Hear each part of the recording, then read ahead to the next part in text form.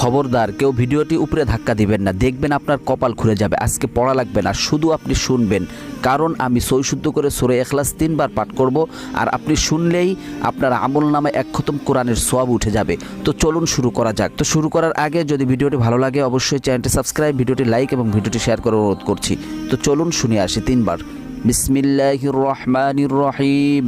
قل هو الله أحد الله الصمد لم يلد ولم يولد ولم يكن له كفوا أحد بسم الله الرحمن الرحيم قل هو الله أحد الله الصمد لم يلد ولم يولد ولم يكن له كفوا أحد بسم الله الرحمن الرحيم قل هو الله أحد الله الصمد لم يلد ولم يولد ولم يكن له كفوا أحد। যারা শুনেছেন তাদের আমলনামায় 1 খতম কোরআনের সওয়াব উঠে গিয়েছে।